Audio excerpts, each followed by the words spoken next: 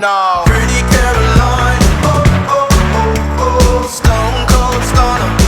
She was a winner star. Hey guys, and welcome back to another episode of Pro Tips. Today we are going to be looking at how to backside tube ride. We're also going to point out things not to do and how to avoid tricky situations. We're going to try and break this down for you into 5 simple steps, so follow along. Step number 1 is going to be all about the paddle and your entry. Step number 2 is the drop. Number 3 is going to be the pig dog and overall technique. 4, the butt stall. And number 5, setting your line. Hope you guys enjoy, and let's get into it. Okay, first example we're going to look at is the King, Jamie O'Brien, on a pipeline bomb of a wave. We're going to start with his paddle. You want to paddle in fast and have really good entry speed with weight on your chest moving forward, angling your board slightly down the line, not directly straight down. Then as you pop up, you want to make sure that front foot is kind of on that inside rail. Your other arm is grabbing the outside rail, yanking on it. And you'll see as he drops in here, the foot is just off the center line of the surfboard, engaging that inside rail. Hip and body weight is now down and into the wave. He's using his arm to press into the wave as well, still yanking on that rail with his outside arm.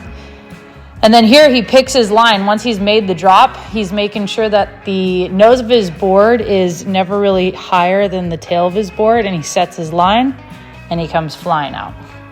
Okay, so in this example, we have John once again paddling as hard as he can down the face of the wave, angling his board down the line, so not heading straight down the wave. Making sure that he keeps his outside hand on the rail at all times through the drop, and then that inside foot is right on the inside rail, which is going to help him get hold off the bottom. His eyes are already looking down the line to where he wants to go, and as you can see through this phase, John's one of the best in the game at it. He slides down the face, which is something extremely complex and you shouldn't be trying on your first few attempts. As he comes off the bottom and his inside rail engages, he rotates the hips to the direction he's heading, picks his line, making sure that nose is lower than his tail, and comes out. All right, so we're going to look at this water shot of Julian. You can see his arm is straight and holding onto that outside rail. His inside arm is dragging against the water, helps you get just a little bit more control.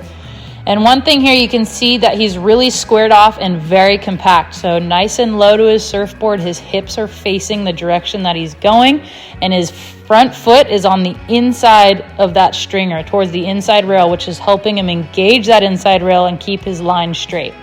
You can see by doing this, he's now leaning into the side of the wave, which is allowing him to slow down and speed up.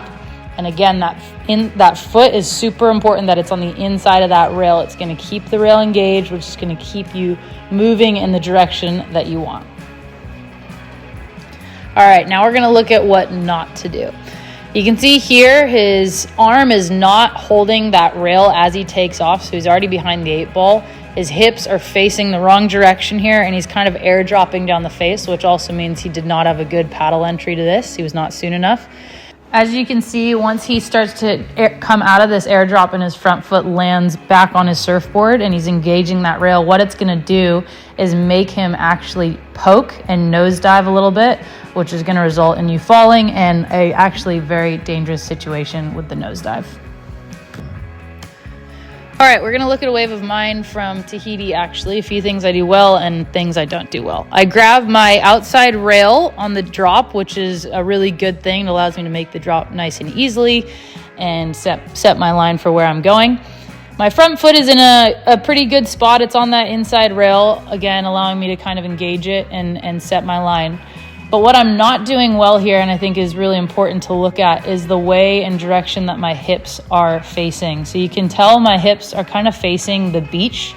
I'm not facing down the line in the direction that I want to go. I'm not compressed and condensed and just facing straight through the tube and straight down the line of where I want to go. I'm looking towards the beach with my hips, and that is not a good thing. That makes you more unstable, and it's more dangerous if you do fall. And I made this work. I made the barrel, but you can see again as I'm coming out, my back leg is really kind of sprawled out and everything is facing the wrong direction. That's not exactly how you want to do it. And a lot of people make this mistake. I really tried to improve on this trip. This is a wave from a little bit later in the trip. My back knee's kind of still on the outside rail there, which isn't perfect, but I'm a little bit better on this wave. So something to keep an eye on, and something that a lot of people make this mistake. It's very common.